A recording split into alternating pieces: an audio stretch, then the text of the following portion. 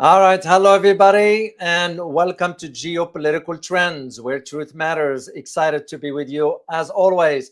I'm even more excited this evening because of my guest, a good friend of mine. And for those who do not know who Jayant Bhandari, make sure to take a look at the full description that I put in the description for the video. But I'm going to share quickly a brief intro before I bring my guest in. Jayant Bhandari has been an Asia-based institutional investor advisor for the last 3 years. So he's been around regarding the world of investments and finance. He has received his Master's of Business Administration, an MBA that is, from Manchester Business School in the UK.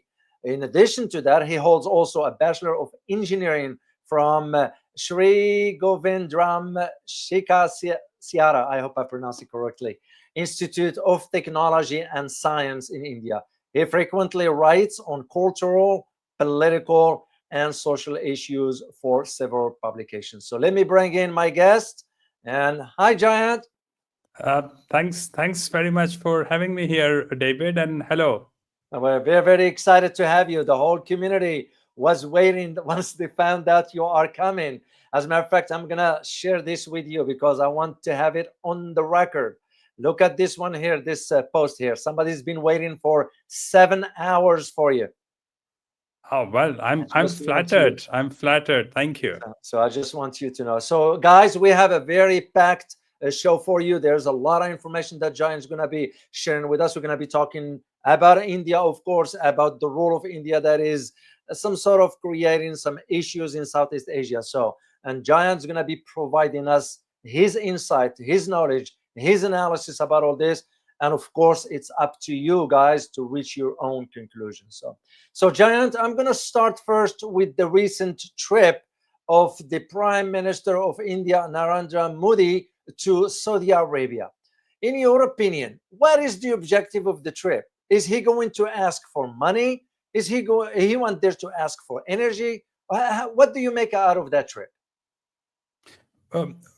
So, David, Saudi Arabia is a supplier of a lot of India's energy requirements, and India needs to have a good relationship with Saudi Arabia also because a lot of Indian migrant workers work in Saudi Arabia. These are the people who are the lowest skilled people, the nannies and the maids, the construction workers who have a huge presence in Saudi Arabia.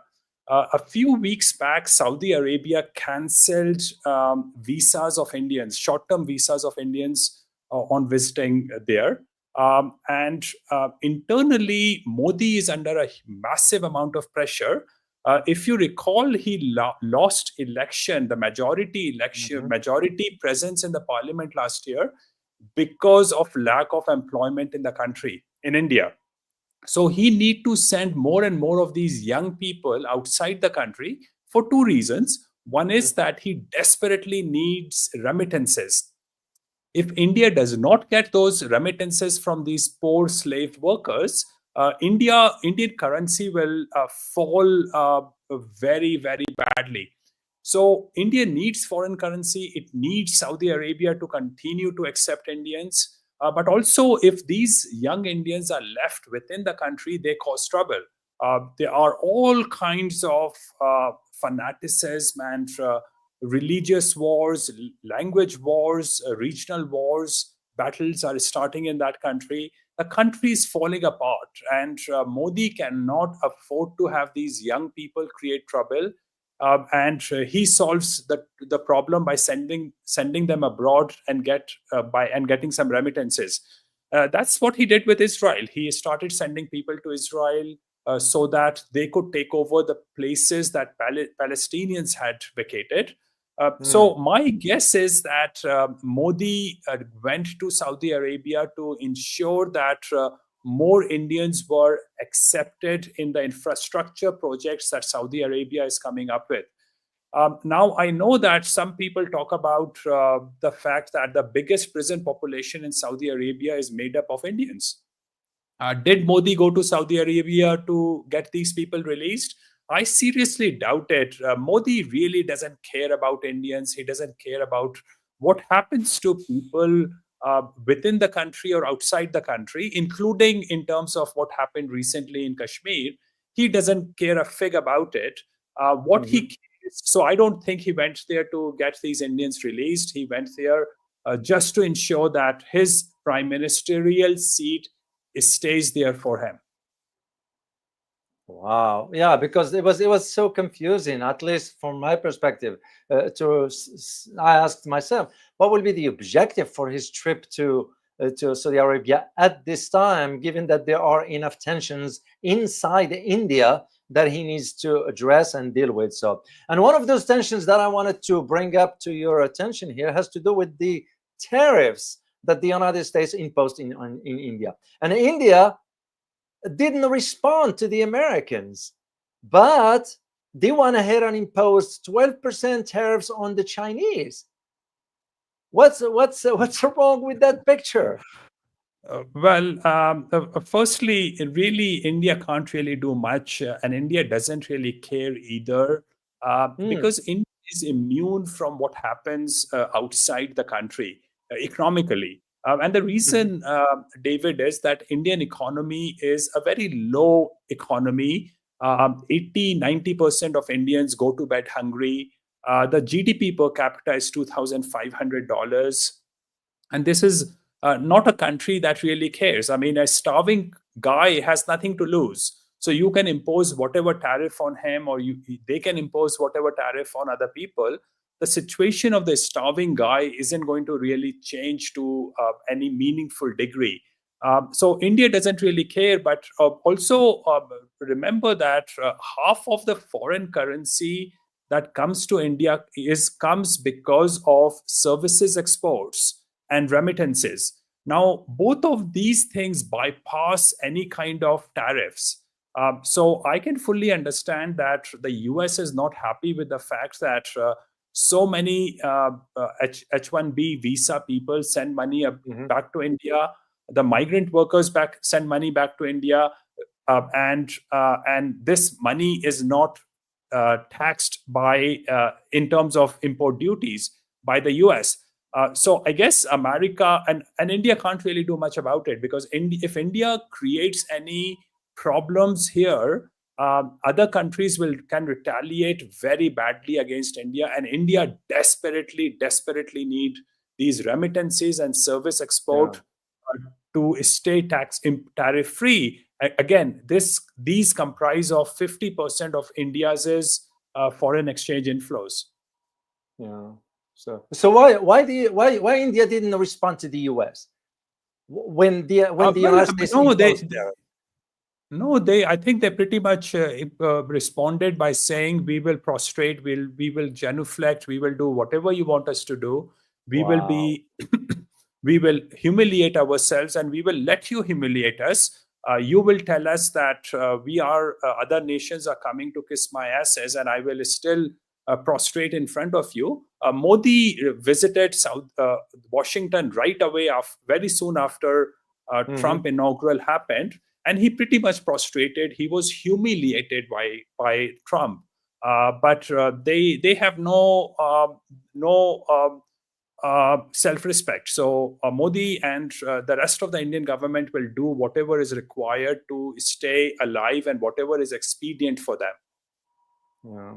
Wow, that's very disturbing to say the least. So, now I'm sure you are aware, Giant, of the recent tensions between India and Pakistan.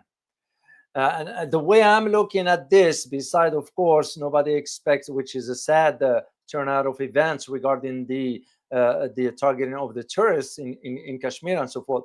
I am also looking at what's going on being some sort of a diversion from the failure of Modi's domestic policies.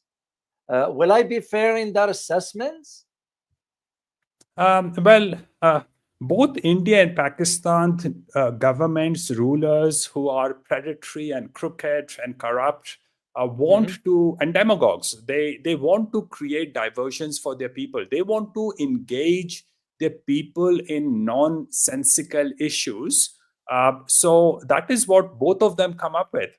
The chief of the army staff of Pakistan, Asim Munir, gave a horrible speech recently, I think just about a week or 10 days back. And he said a lot of bad things about Hindus and Indians, which were uncalled for from a high level leader. But Pakistan is just the other side of exactly the same coin. They are the same people. He spoke in Urdu, which is Hindi, and I understand every word of it.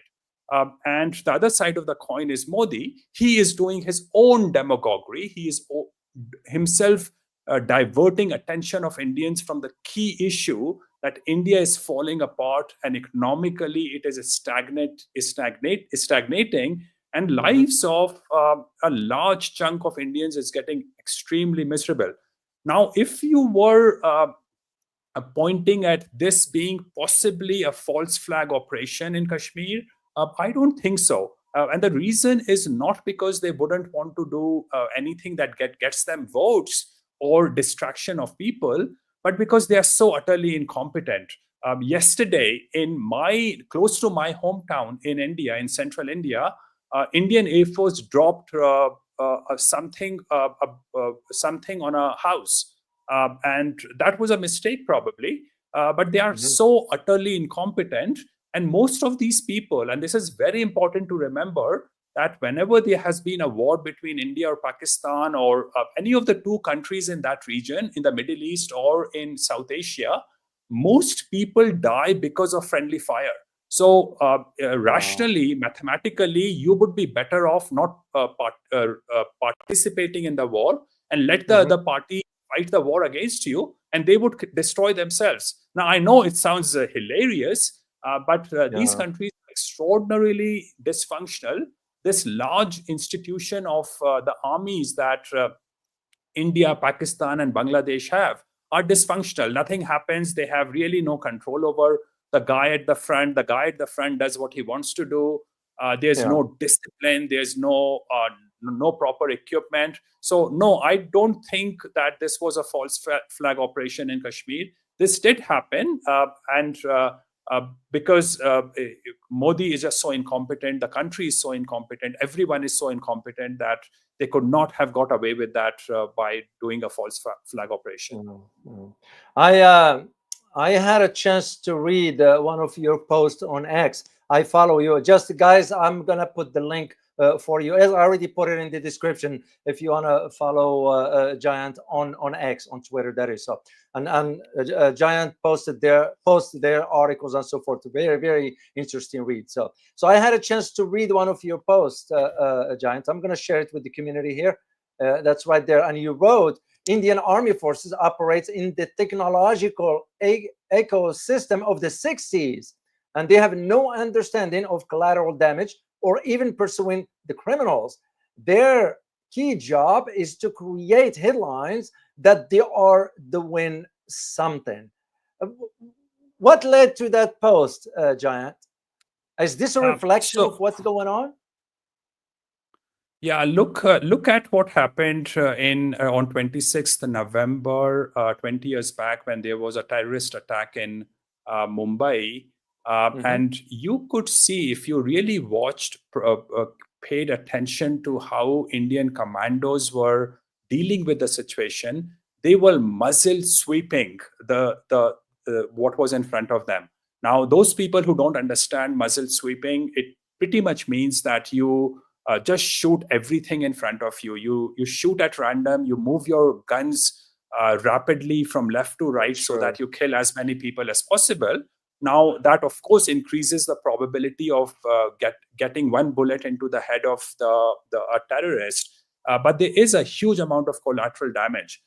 Indian armed forces, Indian police really doesn't care about collateral damage. Because all Indians who are not affected care about, and what the government cares about, is to create headlines that they killed someone.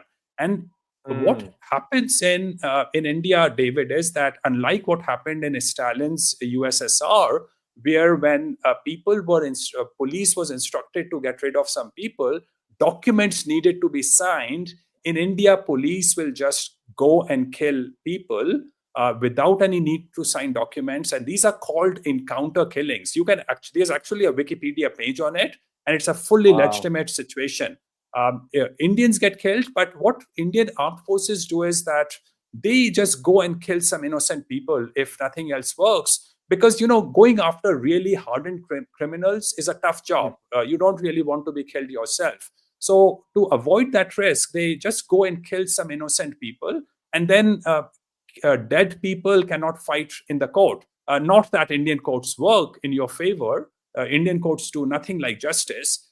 But encounter killings are, literally tens of thousands, hundreds of thousands, probably million Indians get killed every year in police encounters, and there's no way to address that situation. So this is what I was talking about, that they really don't have that humanistic values trained into the Indian armed forces. They just do whatever they are told to do. Whosoever pays them the bribe tells them what to do.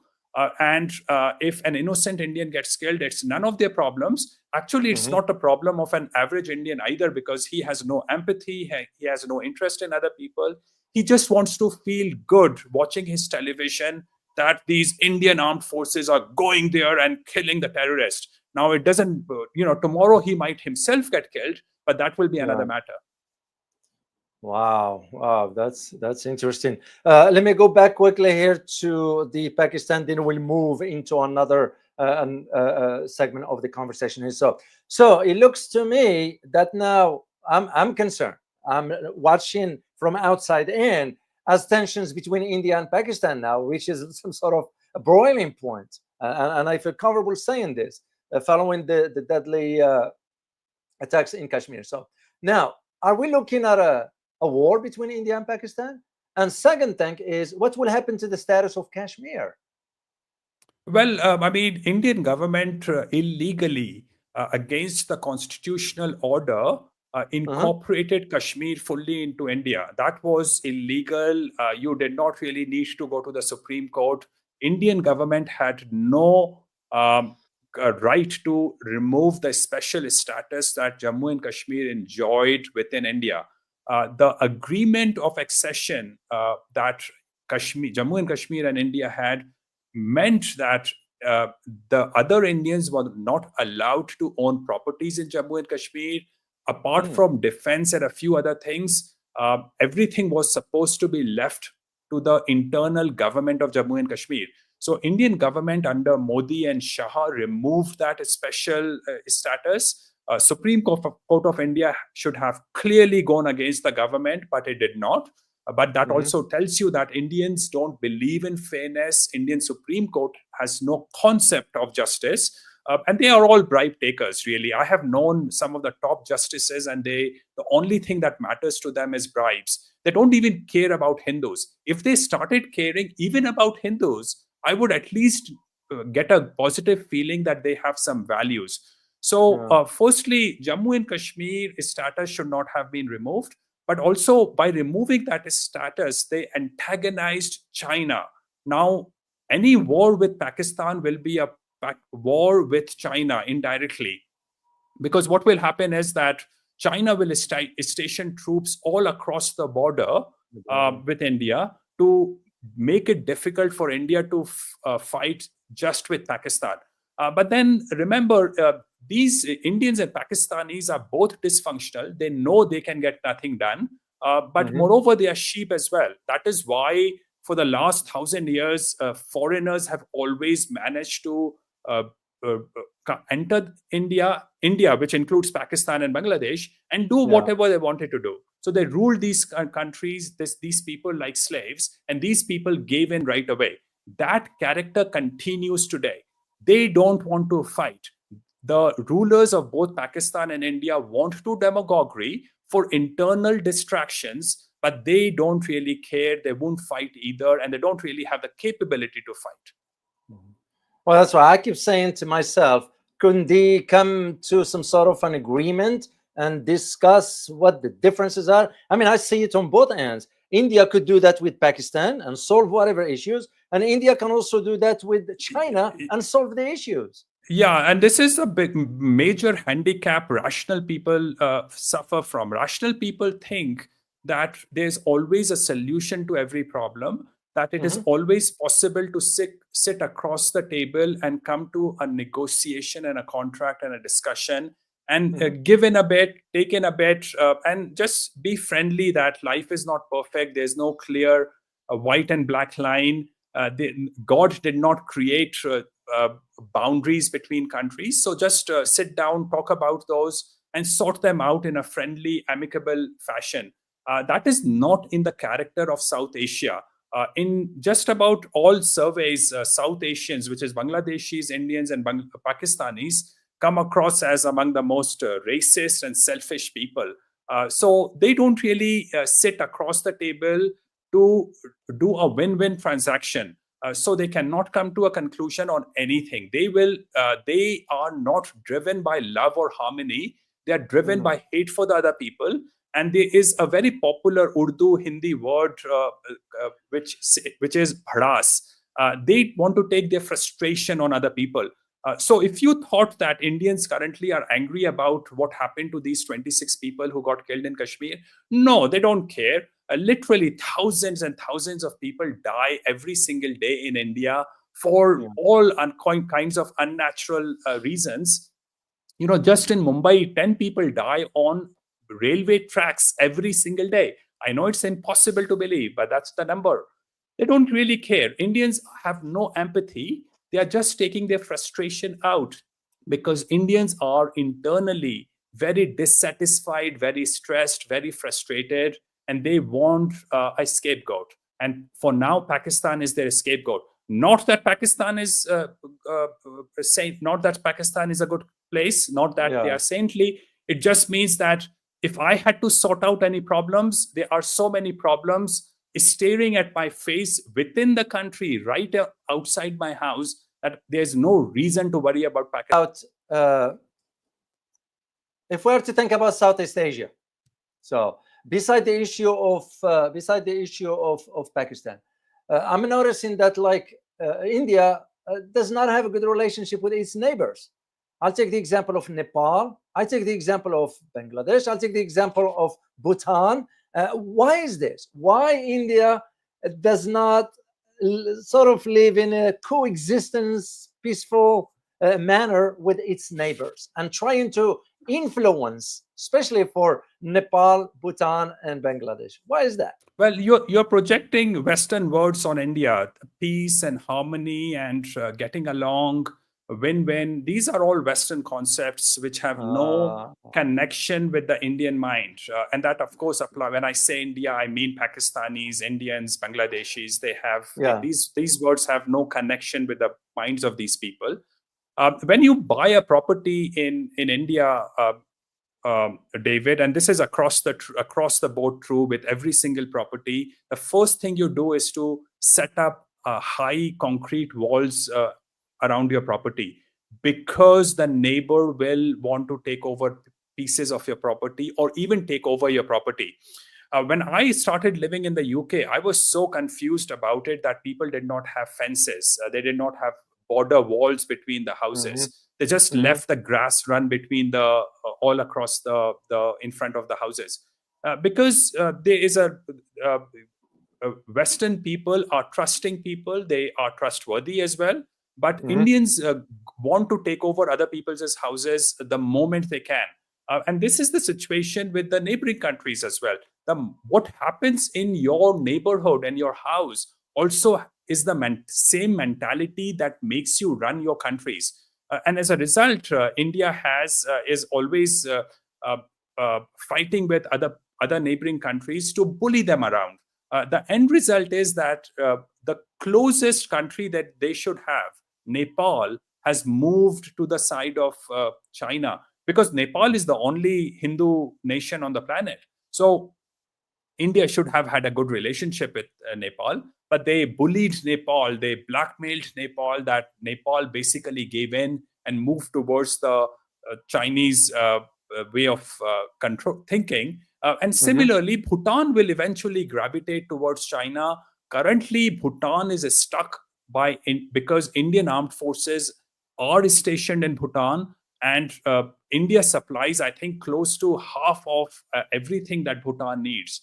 Well, and that also means all of oil and all of the energy and a lot of food requirements of Bhutan go from India. So Bhutan is in this catch-22 situation right now. But my guess is that Bhutan will eventually leave towards the Chinese sphere of influence as well.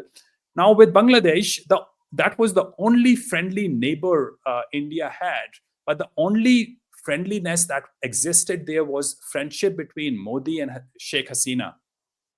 There was no other relationship. There was no friendliness among people. There was no warmth among people because the government of India did not encourage that.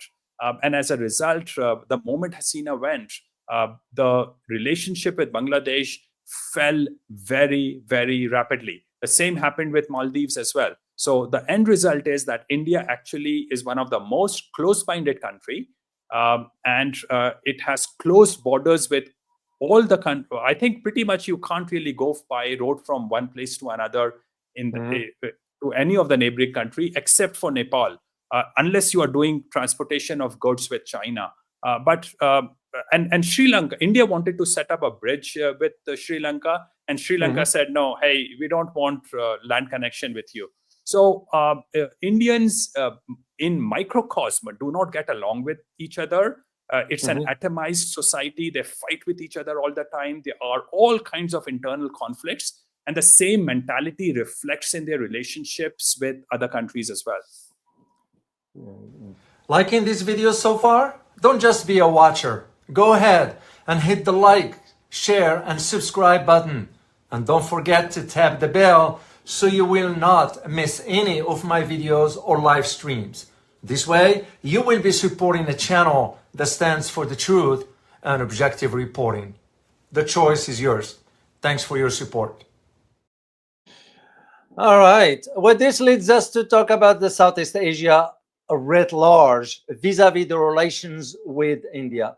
I had a chance to read an article, and I'm going to post, guys, I'll post the article for you in the description, but I'm going to share a picture here, and I'll have Jayant's take on this. It appears to me, Jayant, that India is not taking advantage of now the economic prosperity that lies Sorry, ahead. David, I can't hear you at all. I have completely lost you, David. Okay, here we go. Let me see here again. Can you hear me now? Not clearly. No. Okay. Wow, we lost the sound here. Okay, let me make sure. All right, can you hear me? Yeah, I'm good now. There we go. Yeah, that sometimes it happens with this technology, you know how it is. So what I was going to say, Jayant, what I was saying rather, is that India is not, seems to me, it's not wanted to take advantage of now where the economic trajectory of Southeast Asia is moving, given what China just reached with ASEAN countries, the economic ventures that China is building in Vietnam, in Cambodia, in Malaysia. I mean, why India doesn't see, for example, the trajectory for economic prosperity, which the Indian people could benefit from? Well, because Indians don't even want economic prosperity. If you thought that Modi wanted India to prosper and economically grow, no, he doesn't want that. He wants to subdue his people. He wants to oppress his people. He wants his people to stay in starving conditions because that allows him to easily control these people. And these people are interested in nothing else but controlling. They are interested in nothing else than power. And they are interested in nothing but slavish people. They don't want a bunch of proud, honest, upright people in their countries, because then these people would start questioning you. So yes, Modi is not interested in economic progress. Now, of course, he talks about economic progress, but that's not his interest. But moreover, as I said, Indian government and Indians as well are atomized people. They are irrational people. They are amoral people. and all they care about in interacting with other people is to gain maximum resources. Whether that happens fairly or unfairly is none of their concerns. They are not immoral people in that sense, because they don't understand the concept of morality. So as a result, when you come with that frame of mind, you cannot really have a contract or understanding with anyone. You want to maximize your resource acquisition. This is how businesses in India are run. You do a contract with them, they will break a contract when the contract starts going in your favor. So this is how the people think, how the country thinks. So how can you come to a contract with anyone in that region? And that is why China is able to work with Vietnam, Cambodia, Malaysia, Singapore, the whole range of countries. In fact, China works very well with Taiwan as well economically. I mean, if you go to, if people have visited China, they will realize that China actually has separate airports for taking flights to Taiwan and Hong Kong, indirectly recognizing that those are separate, independent countries. China manages to work with Japan, Taiwan, Korea, irrespective of what happens politically. But look at India. India, the moment this Kashmir thing happened, which was just a blip, not even a blip, because in Delhi, police might have killed 26 people in fake encounters that day or that month. So this is no big deal. What did India do? India cancelled visas of all Pakistanis. They required all Pakistanis admitted in hospitals in India to leave within the next 5 days. Now, listen, if you just had a heart surgery and if you can't really leave India right away, and it was none of the problems of those people. So these are truly very stupid people, very stupid countries. One thing happens and they want to expand that problem into every area. India closed its borders right away. Pakistan closed its airspace for Indian planes. And a common guy, I was listening to a video of a woman who's married, an Indian woman married to a Pakistani guy with children having Pakistani passports. The woman was with her children in India. Now she's stuck. What to do with the children? Because the children cannot cross over anymore. The border is closed. Children probably cannot fly back themselves. They probably can't even afford it. These people really, really never think about what happens to the common guy. And this is what you can also see when you recall what happened during demonetization and COVID. Of course. Modi, in my view, let about 4 to 5 million people die in COVID because of his utter incompetency and careless imposition of lockdown. Literally tens of millions of people walked thousands of kilometers in 40-degree heat without footwear. So many people died and so many women got raped. But Modi doesn't care. That's the nature of Indian politicians. Wow. Well, I never believed Modi was ever qualified to lead India. I mean, at least. No, he's well qualified. He is the next prime minister of India. Will make me nostalgic for Modi. Indians deserve Modi, and Modi is better than what Indians deserve.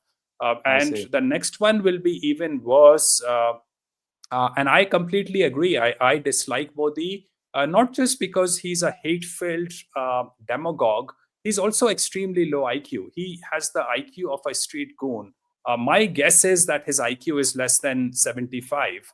And a reflection of that you can see in his response to one of the rare interviews he did with the journalists. That was in Washington recently when he visited Trump.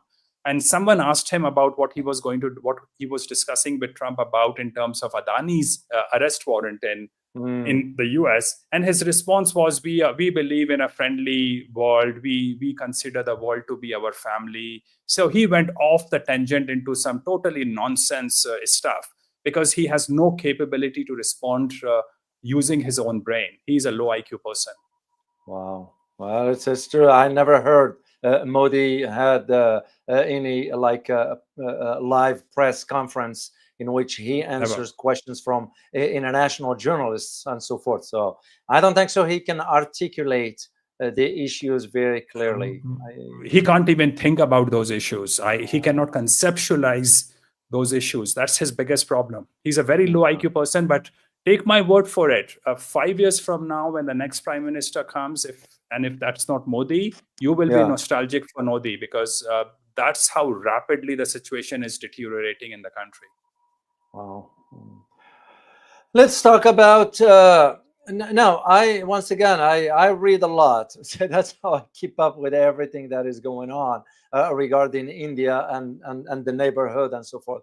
One of the things that is coming up to the forefront now, Jayant, has to do with now. Despite how you look at it, plus or minuses, is it correct and proper for India to be in BRICS? Because now a lot of people are asking the question, if India wants to be, is also part of the BRI, India is also part of the RCEP, the Regional Comprehensive Economic Partnerships. So is India also ready for BRICS? My answer is India was never fit for BRICS. What do you think, given what lies ahead for the expansion of BRICS, given the changes on the global economic landscape?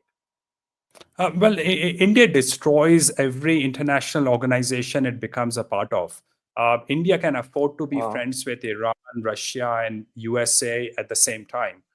And the reason is that, again, there is no moral values that underpin the institutions of India or the thinking of Indian rulers or even of Indians. So the end result is that India is there in any organization for its own personal self-serving interests. Now, of course, we are all here for our own personal interests, but there's a concept of fairness and justice and doing the right thing and getting into win-win situations is what rationally we transact that's a transactional idea that we engage in when we interact with other people. India doesn't do those things. So the problem is that India will destroy every organization, and I'm not surprised that a lot of people would probably want India to be let go from BRICS.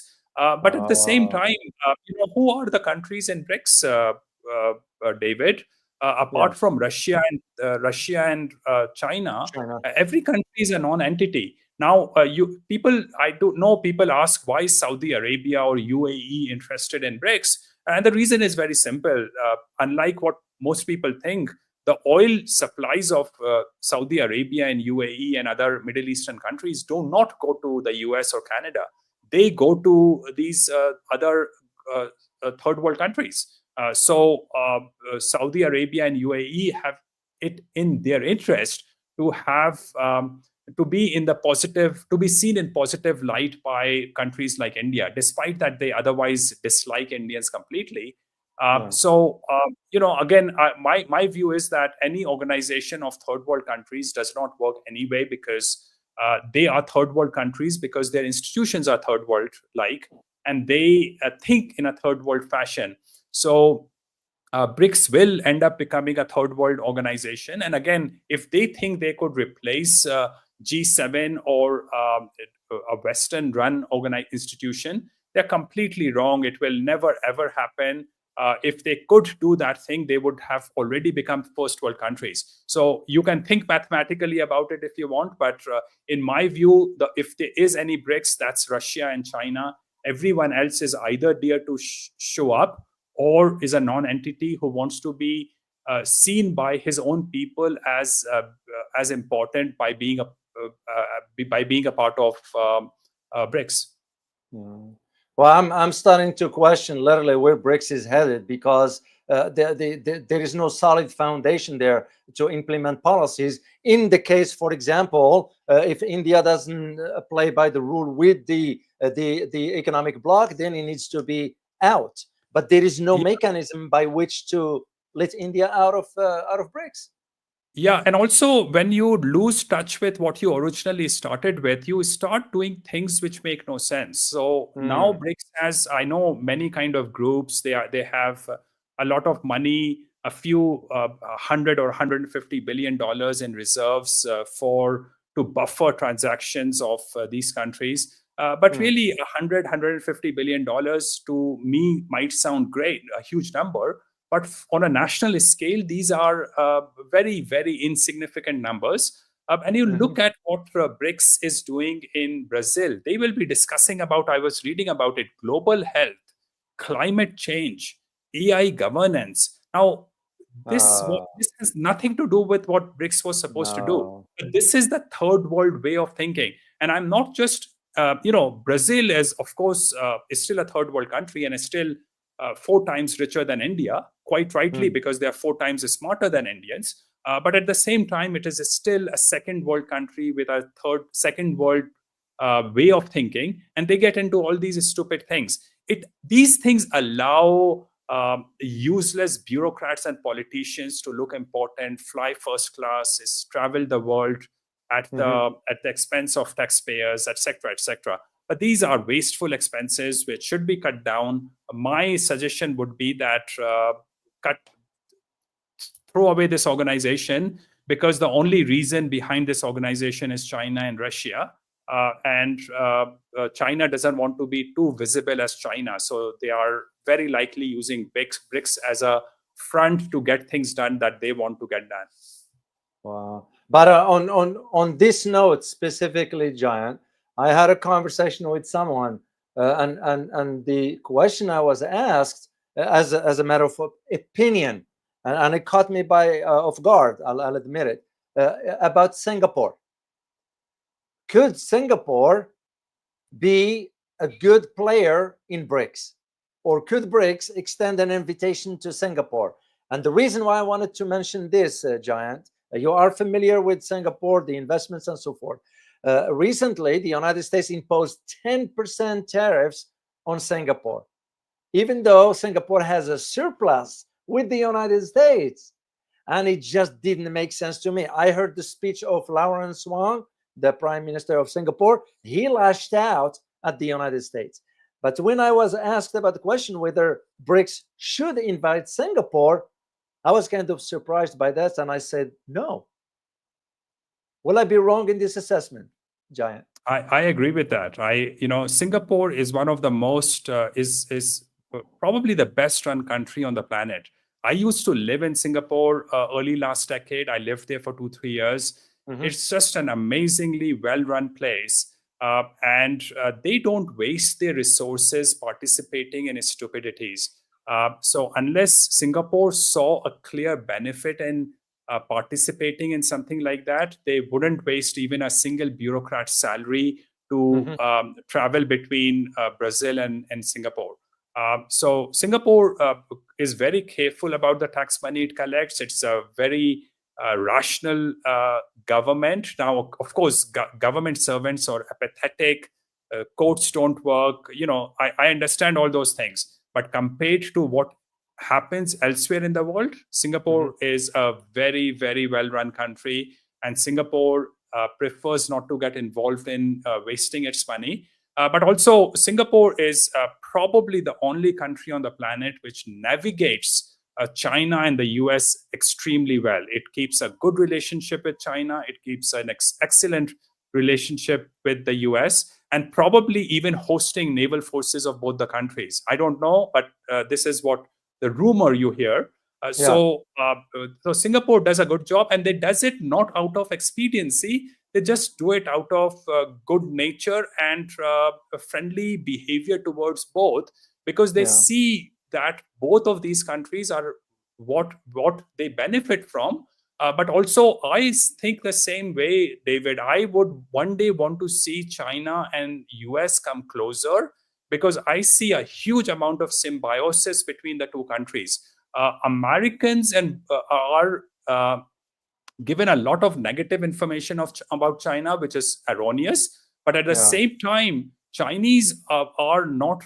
Chinese do the same thing. They don't really let their young people think to say too many positive things about America, despite that a young Chinese wants to look like an American. So, and a Chinese wants to be American, but he cannot say positive things too openly. because he Yeah. can get into trouble. So I think the two countries should, at a leadership level, find a symbiosis and work together. But maybe that's too idealistic for me as an outsider.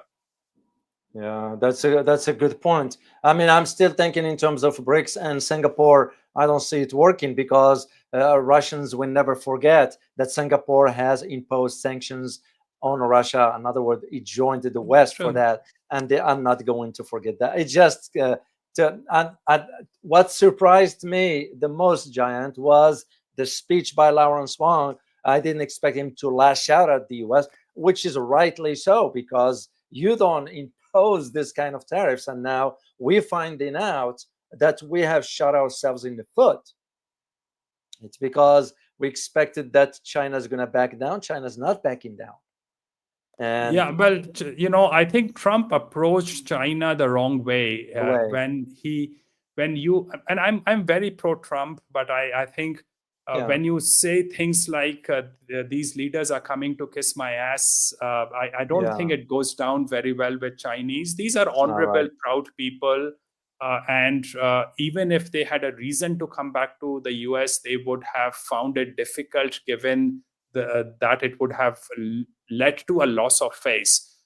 Trump should have considered that, but maybe there's something else that I don't know about. But then I also Yeah. understand that so many things that governments do are just idiotic, not thought through properly, because they are supplied information by yes men, and they are supplied information that is not properly researched. That is true, and Trump does not know much. I mean, he just follows whatever they told him to. So this leads me to ask you, Jayant, since you are in the investment and financial world, uh, given what Trump's policies are, what do you expect moving forward regarding, first of all, the trust in the American investment system, and second, how do you think the global investors is going to be approaching the next few months moving forward? Well, I think everything will stay in a state of turmoil. There Hmm. will be a lot of volatility because no one really knows what Trump will come up with next. And so there is going to be turmoil. And I think people are going to be very afraid of his policies.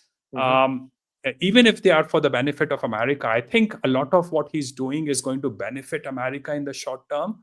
In the long term, he can't really control anything because he will be out in 3 years, 4 years time.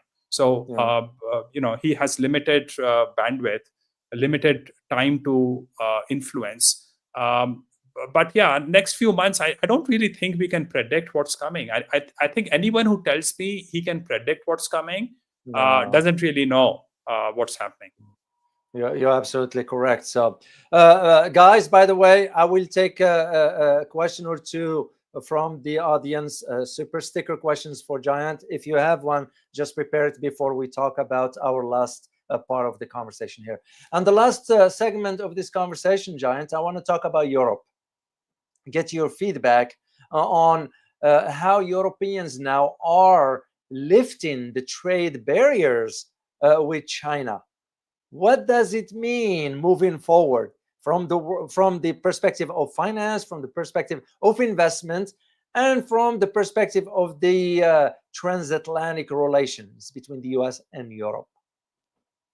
Yeah, I don't really fully understand how this will play out, but I have always felt favorable towards the Western society and Far East Asia. Mm-hmm. Japan, Korea, China, or Taiwan are great places. They are really some of the best countries on the planet. And China is improving so much that you really need to have a relationship with China. I was in China, David, last week, Yeah. and I went to Mm-hmm. a dentist. And I got my full X-ray done. I had a consultancy. I had a teeth Mm-hmm. cleaning done, Mm-hmm. and you know, this cost me about $30 American. This was a Oh very my God. high-tech, high-class dentistry, one of the best in the city I was in.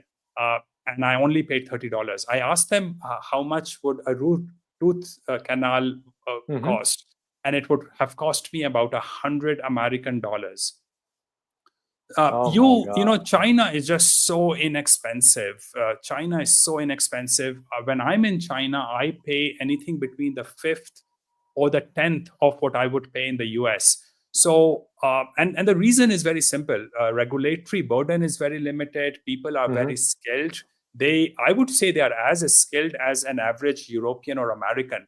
Now, other third world countries, if you go to Thailand or Malaysia, you can see visually that those people are not skilled.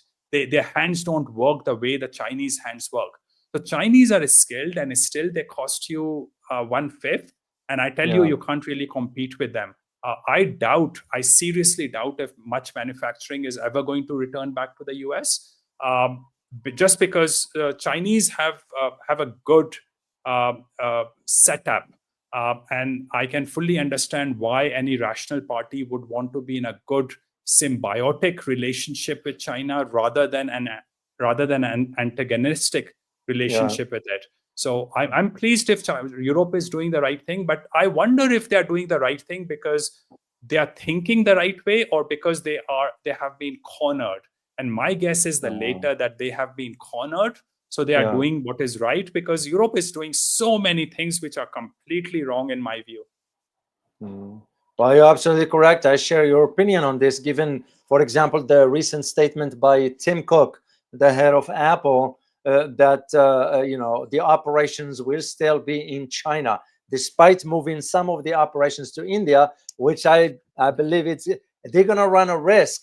They're going to run a risk by moving, even though Tim Cook said it will be just on a smaller scale, but still, it's going to hinder the progress. But the major production stays in China, and the same Well, arguments. I want to correct that statement actually because India Yeah. is not producing anything for Apple. They are assembling, and there's a huge difference between assembling and production. India basically brings in everything and they put the screws together to put things into an assembly. And this does employ about 60 to 70,000 people because these are large assembly projects. But again, for a normal guy, 60 to 70,000 people figure looks huge, but it's nothing. It's not even a rounding error for a country of 1.4 billion people. India gets 68,000 new babies every single day. So this took care of only one day of Indian baby production. And that's only assembly, not manufacturing. In fact, most of the things that India does in so-called manufacturing is assembly. What is it? Boeing does the same thing. They have a project, but that's, from what I understand, just an assembly of very minor parts. The major parts are just already assembled when they come in, and that's how you also bypass the import tariff structure in India. When you import parts for assembly, the import duty is very low. When you bring in the full machine, the import duty is very high. So if you put in a couple of screws, nuts and bolts in India, why not? But that does not stop fecal matter from entering the assembly of cell phones in India. Wow. So probably there's nothing major about what Tim Cook said regarding the bringing of operations into India. Well, remember that if India is buying 100 Boeing planes, which looks again big, but for a country of 1.4 billion, just $2,500 per person GDP add up to be such a huge number that 100 Boeing planes or 200 Boeing planes don't really make a huge difference. But if that order is associated with a requirement from the Indian government that Boeing would do some kind of assembly for demagoguery of the BJP and Modi, then Boeing might think that, hey, it might cost us 1.1% of our revenue to set up something stupid in India to make it look that they are doing something in India as well for the satisfaction of Modi. They would do it. And maybe Apple is doing exactly the same thing. They wanted to openly start selling their cell phones in India. Indian government wasn't allowing them. So maybe they thought, okay, we will compromise 1% of or 0.1% of our revenue in this show off thing. And I'm forgetting that term that is often used for North Korea, where they have these fake villages. But anyway, these are show off things to let Modi use those for demagoguery purposes. But there's no manufacturing happening. India's manufacturing as a percentage of its GDP continues to decline. It's less than 13% today of GDP, and you can go to the World Bank's website to see that it continues to decline. So everything else, this is all dance and drama. Wow. No. But now, when we think about population, and I need to ask you this question before I let you go, Jayant, because you're right also about culture and so forth.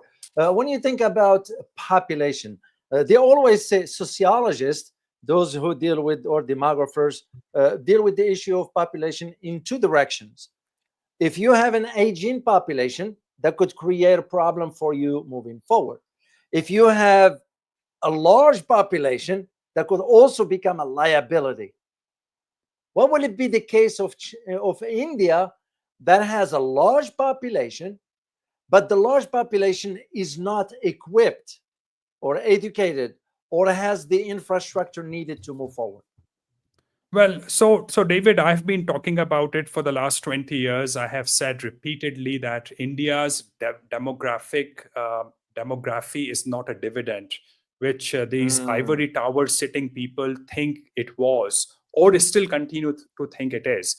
Indian demographics is its liability, and a massive liability, because these young people are unemployed, they're causing troubles, and they are completely unskilled. There is no future for them. And with AI and robotics coming into the picture, these people are even not useful for sweeping the road.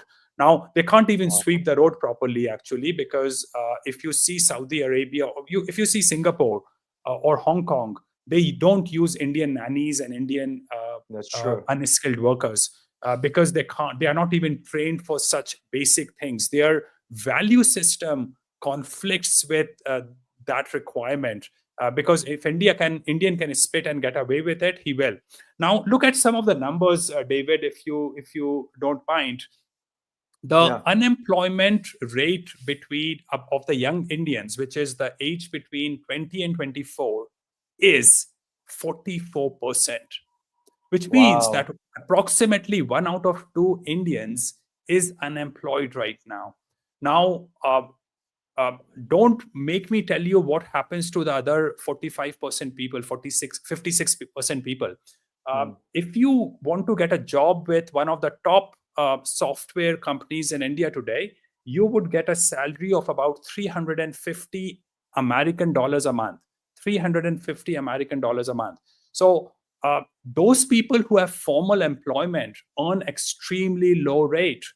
If you get $150 a month as formal employment, you are seen as employed. And even then, half of the youth population is unemployed. Now, here is the problem, David. 90% of Indians are not in the formal sector. Only 10% of Indians are in the formal sector. A vast majority of those 90% people work as casual laborers, road construction people, self-employed people. Now, self-employed might sound sexy to you, but this also often means sitting on the roadside to sell grocery or vegetables. So the situation of the youth population in that country is extremely bad. Nothing is coming up. No manufacturing is coming up. The institutions are 100% predatory, who rape and pillage without any worries, because everyone is a part and participant of that predation and raping and pillaging. And these people are also completely unskilled. They have no skills. If you honestly, David, if you want them to put a nut on a screw, put them a screw on a wall or something, they will not be able to put it straight in. Now, I'm not an electrician or a plumber, but I do a better job than they can. So despite my lack of practice and those things, so India is a very unskilled population. And that is exactly why Modi is distracting Indians from the real problem of the country, which will come to haunt that country in ways that I can't imagine. by bringing in all these temple issues and all these silly things which really are immaterial for a country of GDP 2,500 per capita. I mean, look at this photograph you're showing, which is probably in Pakistan. Again, a bunch of morons who should be doing something sensible with their lives rather than fighting against India. They are two sides of the same coins, and when they see each other, they see a reflection of their own. So when Indians look at Pakistan or Pakistan looks at Indians, they see their own reflection. They are two sides of the same coin, and they find what they see in the mirror repulsive, but they don't really understand that that's a reflection of their own self. But all these people are totally incapable of introspection. They don't think about what they're doing. Wow, well, that's the truth. So let me share a post here with two individuals before I give you a last word, Jayant. We've reached the top of the hour. I'm gonna say thank you to Rafael Lagon, as always, man. Truly appreciate your support. You wrote, China has been waiting for 300 years to be where they are. They want to take the lead. I believe Putin is no longer an asset for China. So slowness. What do you think, Jayant? Thank you, Rafael, by the way. Well, I would dispute the word lead. I don't think Chinese want to lead the world. I don't think they want to run the world. I think they are very inward-looking people. They want to care about their own lives, their own economic growth. They are not outwardly oriented. And in fact, if you go back 300-400 years, the kings of China stopped Chinese from venturing abroad. So Chinese I don't think they want to lead the world. They prefer to be in the background. If you look at Chinese students or Chinese employees in the Western society, they prefer the sort of backseat, the quiet area where they are invisible, because they want to. They don't really like the limelight. So That's again, true. I dispute the usage of the word lead. But in other ways, I am, David, truly impressed with China, with everything that I have spent a lot of my time this year in China. I would say more than 60-70% of my time this year so far in China, and I'm consistently impressed. I've been to tier 4, tier 5 cities and towns and villages, and China impresses me no end. So yes, China is arrived, and it continues to arrive because it continues to grow, because it continues to be focused. Yesterday, I was talking with was on a radio show. He used the word social credit to do with China, and I didn't really have the chance to argue with him about it.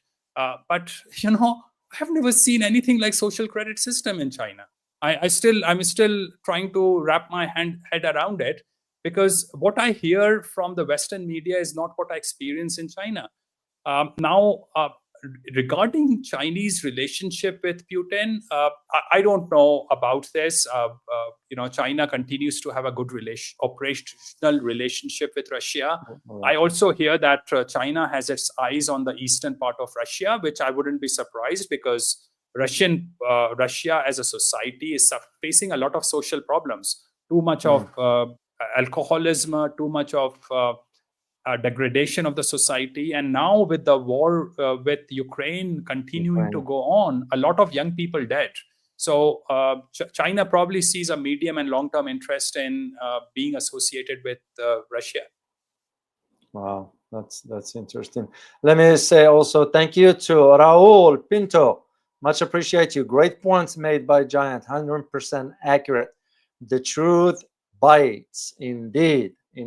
That's why Jayant, when he's here, that's what you will expect from him, is to hear the truth as it is. And I admire you and I appreciate you, Jayant, for that. The community is so grateful to you for carving out time for us here. So I give you a last word, a word of wisdom from you towards if an Indian individual, and I know some people, somebody wants to improve his life, what can he do? I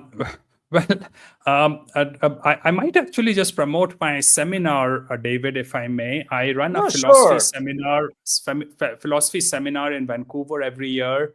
And the next one is on the 23rd of August. It's a philosophy Okay. seminar in which we talk about Western values, Western civilization, and free speech. So if you could come to that seminar, that's something that you will learn a lot from, and that will be my word of wisdom. That's where you get a lot of good thoughts going into your minds. I'm gonna get you guys the link and post it on the description. At least you have it. Should you? And I do have, by the way, Jayant, I do have a lot of viewers from Canada. So as a matter of fact, there are some in Vancouver, your area. So I'm gonna put a link in the chat box later on, and so I can, on behalf of the entire community, Jayant, I can't thank you enough, man, for carving out time for us here to share your knowledge, your wisdom, your insights, and your assessments of really what's going on around the world. And I'm very, very grateful. I'm very Great. grateful. Thank you very much for the opportunity, David.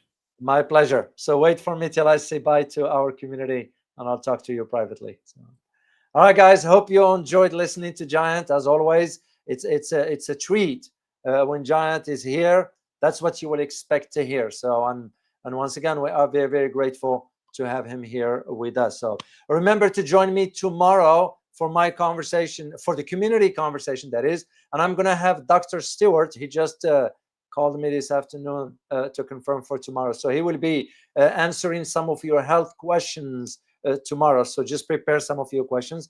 I am also working on a particular topic that has to do with Iran and the United States. Of course, the third phase of the negotiations regarding the nuclear talks. But I'm also going to be talking to you about what took place in Bandar Abbas with the explosion that just took place today. So I'm aware of it. I am reading some assessments of what's going on. Don't jump to conclusions yet, whether Israel is behind it or not. We'll wait till Monday or Tuesday when I talk to you about that, and I'll go from there. So I'll share that with you. AFU, once again, thank you so much for your kind support. Greatly appreciate you for that. So I look forward to seeing you guys tomorrow for the community conversation. As always, remember, geopolitics impact your daily life in more ways than one. Till next time, guys. Bye-bye.